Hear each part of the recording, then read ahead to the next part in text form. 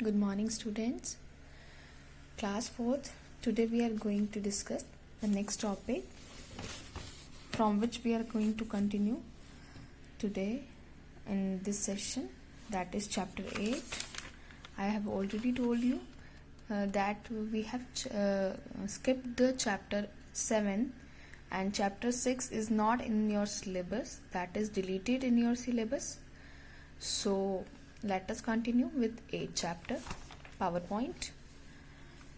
Now today's topic is, it is important to save your work at regular intervals to avoid data loss because of any hardware or power failure. So what is this? किसके बारे में read कर रहा है? Presentation की saving के बारे में. जब भी आप कोई प्रेजेंटेशन बनाते हैं या कुछ भी आप डॉक्यूमेंट क्रिएट करते हैं, so first of all you have to save it. अगर आप सेव नहीं करेंगे और अगर आपका कोई हार्डवेयर लॉस हो जाता है, ठीक है, एनी हार्डवेयर, कोई भी हार्डवेयर खराब हो गया, कोई सॉफ्टवेयर खराब हो गया या पावर फेलियर हो जाता है, मीन्स इलेक्ट्रिसिटी चली जाती है और बैटरी भी वर्क नहीं कर रही है, लाइक यूपीएस भी बंद हो गया और या फिर लैपटॉप की बैटरी भी ऑफ हो गई है, तो क्या होगा, वो एट द स्पॉट आपका जो प्रेजेंटेशन है वो बिना सेव हुए यहाँ से रिमूव हो जाएगा. और जब आप दोबारा से ओपन करेंगे आफ्टर पावर कम बैक, तो क्या होगा, वो आपको एज इट इज नहीं मिलेगा. आपका प्रेजेंटेशन क्या हो जाएगा, इरेज हो जाएगा वहां से. सो you have to save a presentation, and how to save a presentation, let us talk about this. We will talk about this according to our laptop system with practical. So first of all we are going to open PowerPoint. Our PowerPoint is there. Double click on the shortcut of PowerPoint. If you are having Windows 7 or Windows 10, you can also open the Microsoft PowerPoint with the help of start button. Okay, then now we have to click on file tab. For example, अभी तो हमने file create करी नहीं है, ये तो हमारी एक डिफ़ॉल्ट फाइल आ रही है, जो डिफ़ॉल्ट डॉक्यूमेंट आता है इसके अंदर प्रेजेंटेशन के नाम से. बट हम क्या करेंगे, एक फाइल ले लेते हैं इसके अंदर से, बना लेते हैं. न्यू पे क्लिक किया.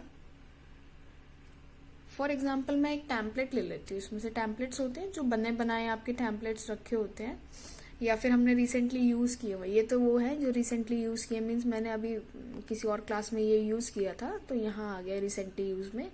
बड़ा आप यहाँ से टैम्पलेट्स वगैरह यूज़ कर सकते हैं. यहाँ मिलेंगे आपको इंस्टॉल्ड थीम्स, इंस्टॉल्ड टैम्पलेट्स में जाके आप यहाँ से अपने टैम्पलेट्स चूज़ कर सकते हो.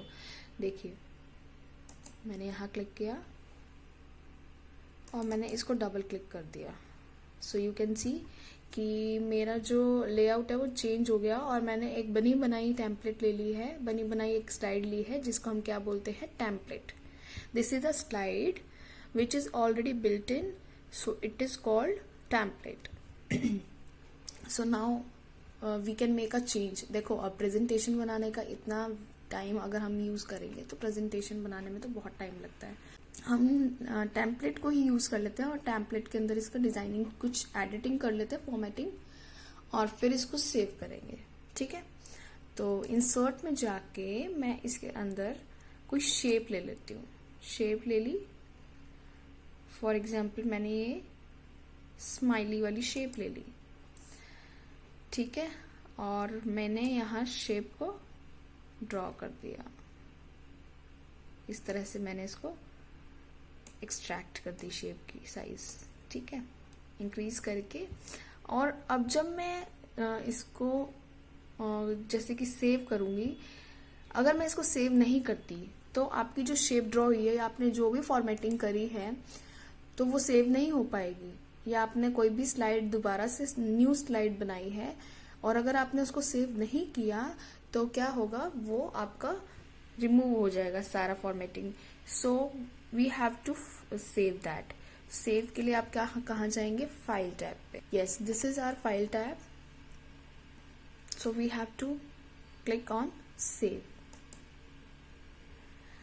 सेव डायलॉग बॉक्स आ गया. सेव एज डायलॉग बॉक्स बोलते हैं. देखिए यहाँ पे लिखा भी हुआ है सेव एज. ये डायलॉग बॉक्स ओपन हो जाता है। तो फाइल नेम ऑलरेडी क्या आ रहा है, प्रेजेंटेशन 2। मैं आपको दिखा देती हूँ, इसका फाइल नेम है प्रेजेंटेशन 2। कह रहा है हमें इसे सेव करना है, तो हमें क्या फाइल नेम आपको प्रेजेंटेशन 2 ही रखना है, और you want to change.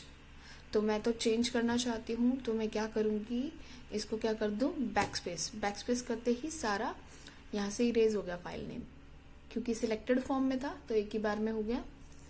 Now अब मैं इसका नाम देना चाहती हूँ स्माइली, तो मैं टाइप करूँगी कीबोर्ड से स्माइली, राइट। आप जो भी नेम देना चाहते हैं, that's all your desire, okay.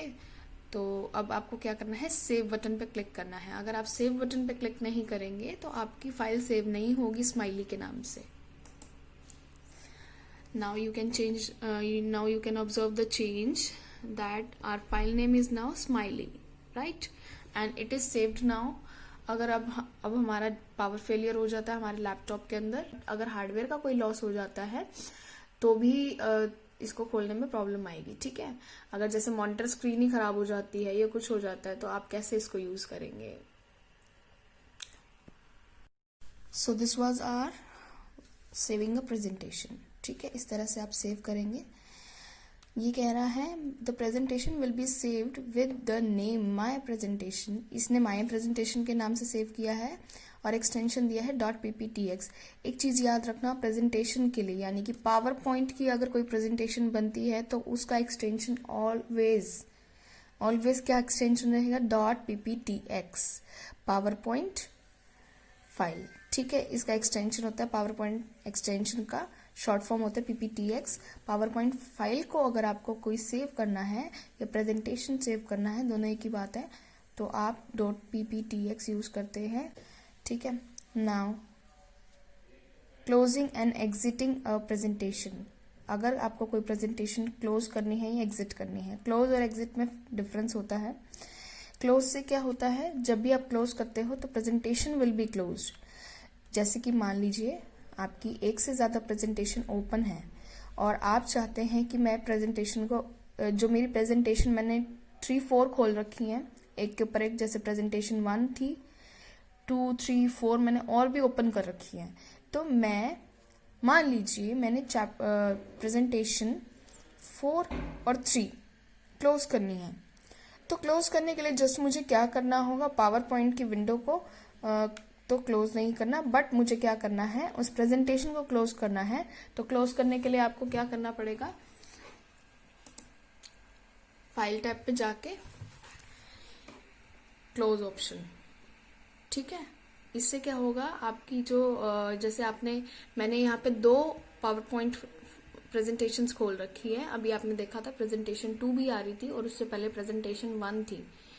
तो अगर मैं क्लोज करूंगी तो आपकी ये वाली प्रेजेंटेशन यहाँ से क्लोज हो जाएगी और पिछली वाली अभी रहेगी, क्योंकि मैंने सिर्फ एक प्रेजेंटेशन को क्लोज किया है, राइट। बट अगर मुझे पूरा ही क्लोज करना है तो मुझे क्या करना पड़ेगा, एग्जिट पावर पॉइंट। तो ये एग्जिट पावर पॉइंट का ये ऑप्शन आ रहा है, ये देखिए, इस पे क्लिक करेंगे तो क्या होगा, पूरा की पूरा पावर पॉइंट विंडो ही क्लोज हो जाएगा। मीन्स पावर पॉइंट की जो एप्लीकेशन है वो पूरी क्लोज हो जाएगी। आप यहां से भी कर सकते हैं, राइट। सो करके देख लेते हैं। दोनों में डिफरेंस है माइनर सा, क्लोज और एग्जिट एक ही चीज नहीं होते हैं। I am telling you again. Close पे मैंने क्लिक किया तो आप देख सकते हैं ये कह रहा है do you want the save changes you made to smiley. Yes, changes save करने हैं। और देखिए यहाँ मेरा ये जो प्रेजेंटेशन था पहले खुला हुआ वो क्या हो गया, क्लोज हो गया। ओनली प्रेजेंटेशन क्लोज हुआ क्लोज करने से, बट पूरी जो एप्लीकेशन है पावर पॉइंट की वो क्लोज नहीं हुई है। और अब आप पिछले वाले प्रेजेंटेशन पे आ गए हैं जो आपने लास्ट में खोल रखा था, presentation 1। I hope you can see presentation 1, ये ऑलरेडी ओपन है अभी, जो हमने पहले ओपन करी थी। अब आप इसके अंदर कुछ वर्क कर सकते हैं चाहे तो, अदरवाइज अगर आपको इसको क्विट करना है, एग्जिट करना है, तो आप क्या करेंगे, फाइल टैब पे क्लिक करेंगे और एग्जिट पावर पॉइंट पे क्लिक करेंगे। मैंने इसको क्लिक किया और देखिए बंद हो जाएगा लाइक दिस, ठीक है। This is the difference between close and exit options in Microsoft PowerPoint 2010. Now the next topic is opening a presentation, that is on page number 85. Open your page 85 and the topic is opening a presentation. अब आपने किसी presentation को open करना है, ठीक है? तो आप क्या करेंगे? There are 3 ways to open an existing presentation as shown below. Figure 8.8 में आप देख सकते हैं, फिगर 8.9 में आप देख सकते हैं, डिफरेंट वेज दे रखे हैं किसी प्रेजेंटेशन को ओपन करने के लिए. So the first option is, ये कह रहा है जो 8.8 में है वो 2 मेथड्स हैं आपके, आप उस मेथड से ओपन कर सकते हैं, ठीक है. On using method 3 as shown in figure 8.9, इस फिगर 8.9 में थर्ड मेथड दे रखा है. तो ये किससे है? ब्राउज डायलॉग बॉक्स ओपन होगा और ओपन बटन पे क्लिक करके, ठीक है. इसको एक बार प्रैक्टिकली करके देखते हैं. Okay, let us see. The first option is here. File tab पे है एक ऑप्शन. तो 3 तरीके से आप अपनी फाइल को ओपन कर सकते हैं. कौन सी फाइल को हम ओपन करते हैं? जो हमने ऑलरेडी सेव कर रखी है. बट अगर आपने सेव ही नहीं कर रखी है तो ओपन कैसे होगी? सो हम अगर अपनी सेव्ड फाइल को ओपन करना चाहते हैं तो 3 options are there. First of all you have to click on file tab. Just look at the pointer. Click on file tab.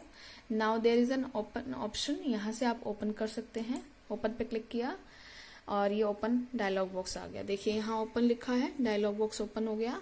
एक तो ये ऑप्शन है किसी फाइल को ओपन करने का.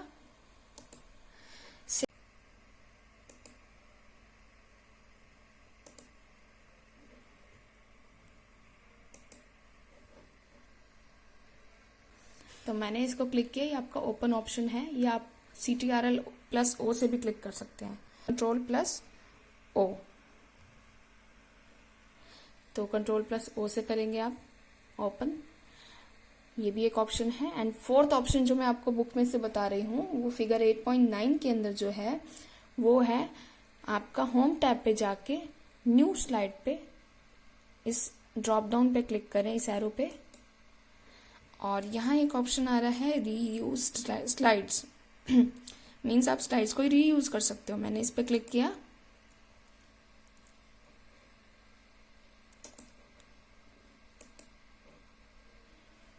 और ये करने के बाद आपके यहाँ ऑप्शन आ रहा है open a power point file.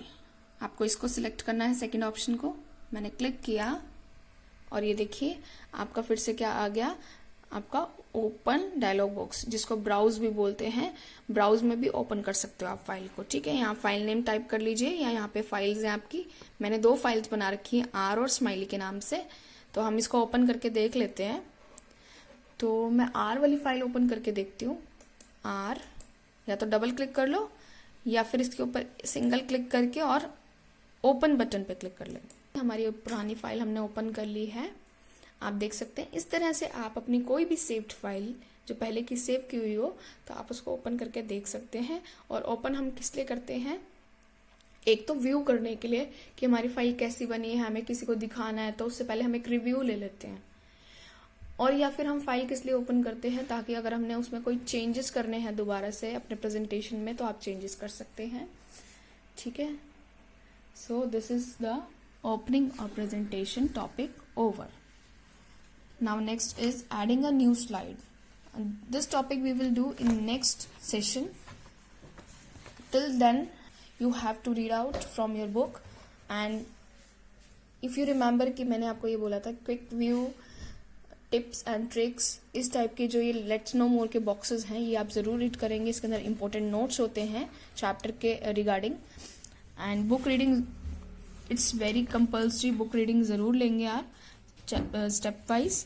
और जैसा कि मैंने कराया वीडियो की हेल्प से आप अगर हो सके तो प्रैक्टिकल करके देखें. अदरवाइज आप रीडिंग तो ज़रूर लेंगे, ठीक है, with the help of video. Okay students, take care.